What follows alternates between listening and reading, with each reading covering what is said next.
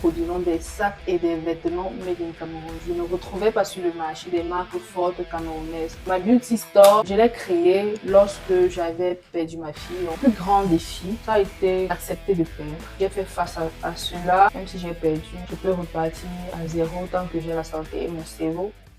Les numéros 1, les salles depuis le marché, les Sassi, Carrefour.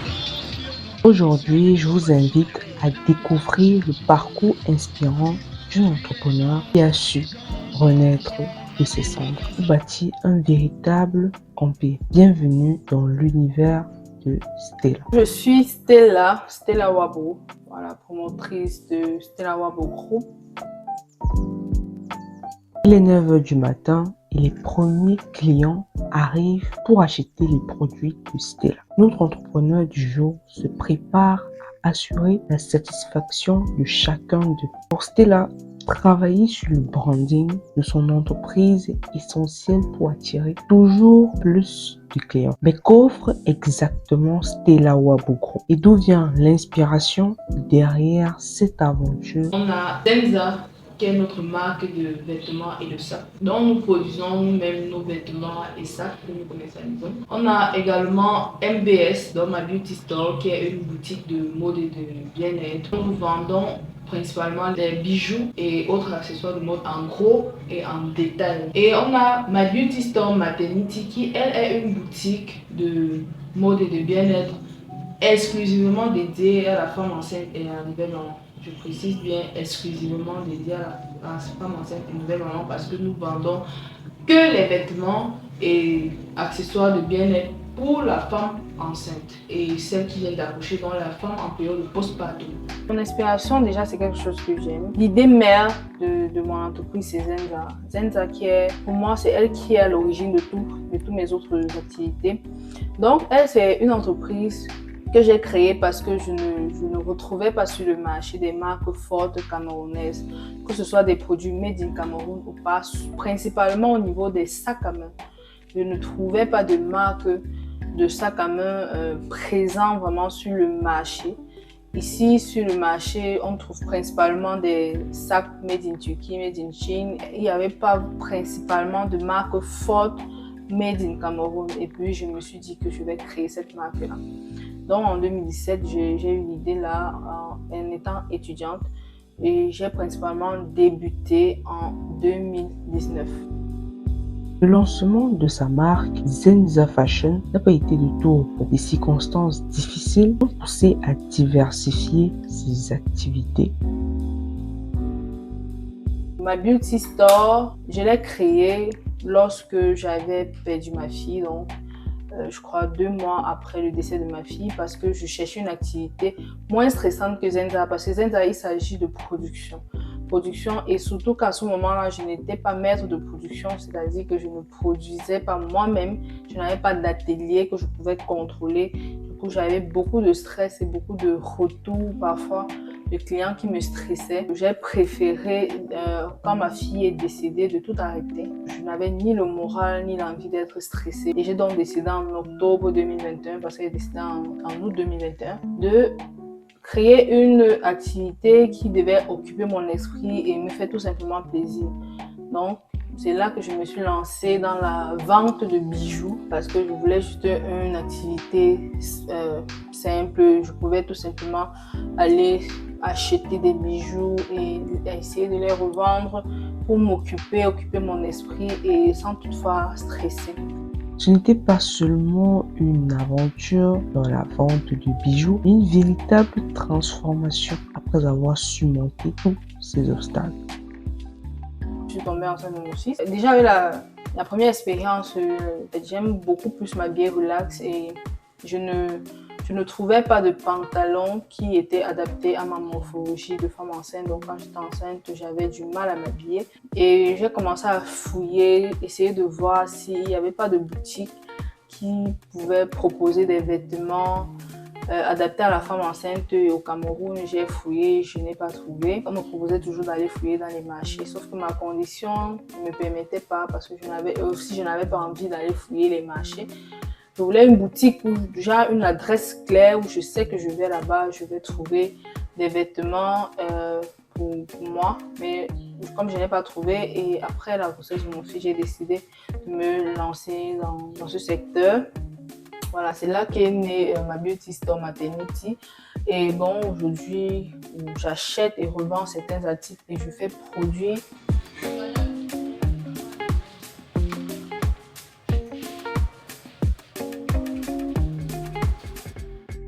Chaque difficulté rencontrée l'a poussé à créer des solutions transformées aujourd'hui en entreprise rentable. Le lancement de Zenza Fashion a marqué un tournant dans la carrière de Stella. En 2023, donc 2 ans après, je décide de relancer Zenza parce que je me sentais mieux. J'avais déjà pu économiser de l'argent avec les bijoux et je voulais les réinvestir chez Zenza. Malheureusement, j'ai fait face à un artisan qui j'ai baissé de l'argent pour produire des brossades et qui ne m'a jamais livré. Heureusement, j'avais déjà mes couloirs avec les ventes de bijoux. J'ai continué à travailler plutôt avec la vente des bijoux. Et avec Zenza, oui, je travaillais, mais avec beaucoup plus de retenue. Et grâce à ce que je gagnais, j'ai pu acheter déjà les machines. Parce qu'à ce moment-là, vu ce que j'ai traversé avec cette artisan, c'est à ce moment que j'ai décidé que je ne travaillerais plus avec les artisans, c'était pour le moment. Et je vais moi-même ouvrir mon entreprise.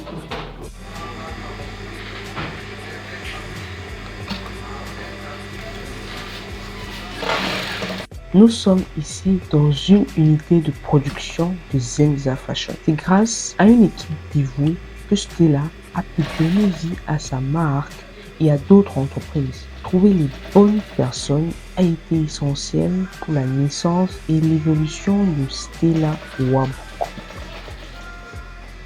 Je suis Antoinette Laure. Je m'occupe de la production Zenza Fashion comme chef production des vêtements. Moi, c'est mademoiselle Wokam Bedian. Je suis assistante chez Stella Waboku. Je vais vous présenter un peu dans quoi nous faisons. Nous avons 3 fonctionnalités. La production MBS Maternity pour des femmes enceintes. Nous avons la production Zenza Fashion, made in Cameroun, pour sublimer nos mamans, nos soeurs, etc. Nous avons la collection MBS Bijoux. Nous faisons plus dans les bijoux en acier inoxydable. Vous pouvez voir là ici les colliers en acier inoxydable. Nous avons quelques colliers en belle, présentoirs, quelques sautoirs, nous avons des présentoirs. Nous avons des montres en cuir et en acier inoxydable. Là, il y a des bagues pour hommes. Donc j'invite tous les hommes et les femmes à venir faire un tour chez Stella Waboku. Nous sommes situés à Messassi, Carrefour Messassi, juste après le supermarché d'or. Mais cela n'a pas été sans défi. Les obstacles ont été nombreux, mais Stella a su dépasser ses limites pour faire de chaque problème une opportunité de croissance. Le plus grand défi que j'ai rencontré depuis que je me suis lancée dans le business, ça a été d'accepter de perdre. Voilà, parce que j'ai perdu avec des collaborateurs beaucoup de mes économies, on va dire beaucoup d'argent. Je ne sais pas trop, mais c'était beaucoup pour moi. Donc, accepter de perdre et malgré tout d'avancer. Parce que quand vous décidez d'entreprendre, vous devez accepter de perdre. Voilà, j'ai fait face à cela. Malgré tout, je me suis dit, bon, même si j'ai perdu, je peux repartir à zéro tant que j'ai la santé et mon cerveau. Et je suis repartie à zéro. Cette année, Stella a décidé de partager son savoir avec la nouvelle génération. Elle mentorise une jeune étudiante, lui apprenant les bases du métier. Je me nomme Emmanuel Graff, je suis stagiaire dans l'entreprise Stella Waboku. Mais ici, j'ai appris tellement de choses, comme par exemple préparer les commandes, expédier, livrer, la gestion des clients également. Cette entreprise m'a appris beaucoup de choses que je n'étais pas au courant avant, que je pense que ça m'aidera dans le futur.